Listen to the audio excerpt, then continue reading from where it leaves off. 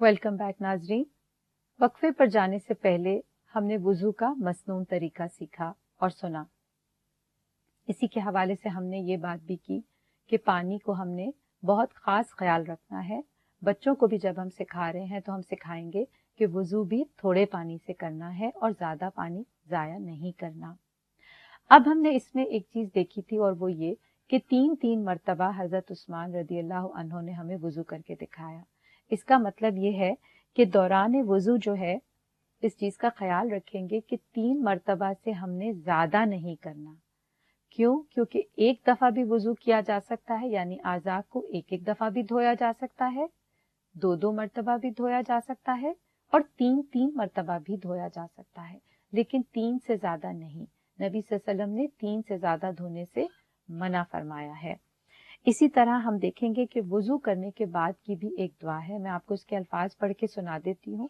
अगर आप इस प्रोग्राम के तवस्सुत से इस दुआ को गौर से सुन ले तो इंशाल्लाह याद करने में आसानी हो जाएगी। अशहदु अल्ला इलाहा इल्लल्लाह वहदहु ला शरीका लहू व अशहदु अन्ना मुहम्मदन अब्दुहु व रसूलुहु। ये तो बड़ी आम से अल्फाज हैं और इंशाल्लाह हम सबको उम्मीद है कि ये हमें जल्द याद हो जाएंगे। तो ये दुआ मसनून है, अगर नमाज के जो वजू है उसके बाद पढ़ी जाए।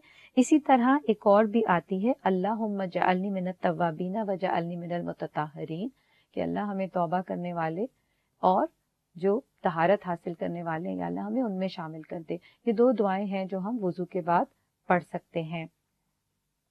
उसके बाद हम देखेंगे कि नबी सल्लल्लाहु अलैहि वसल्लम ने वजू के साथ जिस चीज की तरगीब दी है वो है मिसवाक की।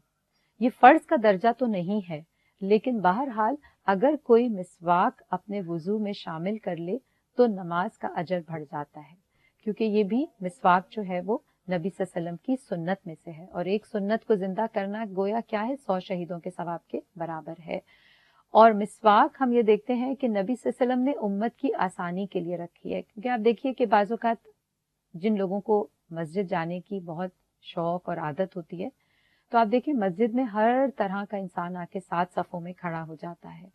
और अगर तहारत के इन असूलों का ख्याल रखा जाए कि हमारे मुंह से कोई बदबू ऐसी ना आ रही हो कि जिससे नमाज में साथ खड़े हुए दाएं और बाएं, आगे और पीछे सफ़ों में लोगों को हमारी वजह से अजियत हो, तो आप देखें कि उस नमाज का जो मकाम है या जो उसका जो तरीका है, उसके शौक में, उसकी अदायगी में इंसान जो है वो उसका मजा दुबाला हो जाता है। आप देखें, अगर आपके साथ वाली ही सफ में, अगर आपके साथ ही कंधे के साथ एक ऐसा शख्स आके खड़ा हो जो बहुत साफ सुथरा, जिसके कपड़ों में से बिल्कुल कोई बदबू नहीं है, जिसके कहीं और आसपास पसीने की बदबू नहीं है, तो आप देखें आपकी नमाज कितनी अच्छी हो जाएगी।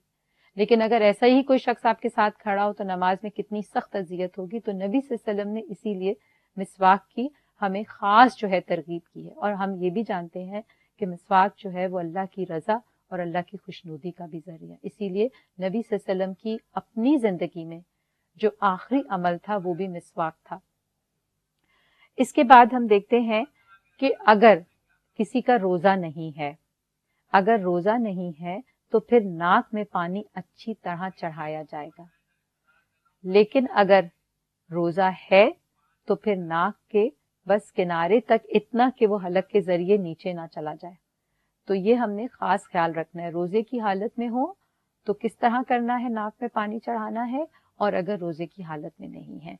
और ये पानी मैं आपको बताती चलूं कि हमने अपने दाएं हाथ में जो पानी लेना है उसी से हमने कुल्ली करनी है और उसी का बचा हुआ पानी नाक में चढ़ाना है। कुल्ली के लिए और नाक में पानी चढ़ाने के लिए हम 2 दफा हथेली में पानी नहीं लेंगे, बल्कि एक ही दफा को काफी होगा।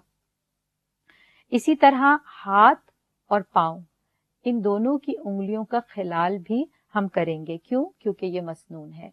अब खिलाल किस तरह किया जाएगा? हाथ है तो बाएं हाथ की उंगलियों से दाएं हाथ की उंगलियों में हमने हाथ फेर लेना है। इसी तरह बाएं हाथ की उंगलियां दाएं हाथ की उंगलियों में हम फेर लेंगे। इसको खिलाल कहते हैं। दाखिल करने से मुराद है ना, ऐसे दाखिल इस तरह करेंगे कि ये उंगलियों के अंदर दरमियानी हिस्सा भी साफ हो जाएगा। इसी तरह पाँव का खिलाल, पाँव का खिलाल हम किस तरह करेंगे? पाँव के खिलाल के लिए हम अपने बाएं हाथ की छोटी उंगली का इस्तेमाल करेंगे और दाएं पाँव की हम छोटी उंगली से शुरू करेंगे। करते करते फिर हम अपने बाएं की छोटी उंगली तक आकर खिलाल को मुकम्मल कर लेंगे। इसके बाद हम देखते हैं सर का मसा। जैसे मैंने आपको उस वक्त भी बताया कि अपने 3 हिस्से कर लीजिए हाथ के, 3 जो उंगलियां इससे तो हमने मसा करना है, जो यूं पीछे तक जाएगा और फिर वापस आएगा। जो हमारी शहादत की उंगली है इससे हमने कानों के अंदर का मसा करना है, नीचे से ऊपर अंदर। और जो अंगूठों के पोर हैं इससे हमने कान के नीचे से लेकर और ऊपर एक मर्तबा हमने करना है। इस तरह हमारा मसा पूरा हो जाएगा। जो लोग मर्द हजरात जो पगड़ी का इस्तेमाल करते हैं, अगर उन्होंने एक दफा पगड़ी पहनने से पहले वुजू कर लिया है तो वो फिर अपनी दोबारा जब वुजू की जरूरत आएगी तो वो पगड़ी के ऊपर से मसा कर सकते हैं।